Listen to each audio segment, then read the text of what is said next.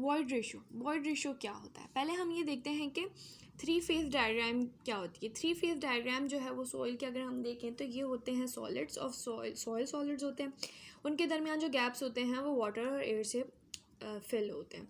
तो एयर के वॉल्यूम को हम VA से डिनोट करते हैं, वाटर के वॉल्यूम को हम VW से, और सॉलिड और जो कि सॉइल पार्टिकल्स होते हैं उनको VS से, और इन तीनों को मिला के टोटल वॉल्यूम मिल जाता है।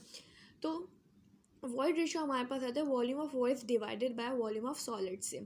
वॉल्यूम ऑफ वॉइड्स जो है वो एक्चुअली में जो गैप्स फिल हुए हुए होते हैं वो वाटर और एयर से फिल हुए हुए होते हैं ना, तो इन्होंने जो वॉल्यूम ऑक्यूपाई किया होता है वो हम डिवाइड करवा देते हैं वॉल्यूम ऑफ सॉलिड से, तो हमारे पास वॉइड रेशो मिल जाता है। कुछ लोग इसको सिंपल ई भी लिखते हैं, कुछ लोग इस तरीके से टिल्टेड ई सा बना लेते हैं, और कुछ लोग ईटा भी लिखते हैं, तो दोनों चीज़ें हो सकती हैं। अब इसका एक फर्दर फॉर्मूला ये हो सकता है कि volume of voids divided by total volume minus volume of voids. अगर हम टोटल वॉल्यूम में से ये माइनस कर दें तो वॉल्यूम ऑफ सॉलिड्स ही मिल जाता है। तो बस उसी की प्रोसीड किया हुआ है। अब जो लूज सॉइल्स होती हैं उनके अंदर हाई वॉइड रेशियो होता है, और जो कॉम्पैक्टेड सॉइल्स होती हैं उनका लो वॉइड रेशियो होता है। अब लूज सॉइल का हाई वॉइड रेशियो क्यों होता है?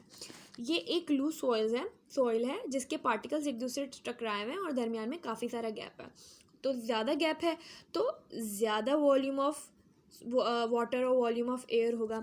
तो ज़्यादा वॉल्यूम ऑफ एयर और वाटर होगा तो हमारे पास न्यूमरेटर ग्रेटर आ जाएगा। Greater volume of void plus volume of air and greater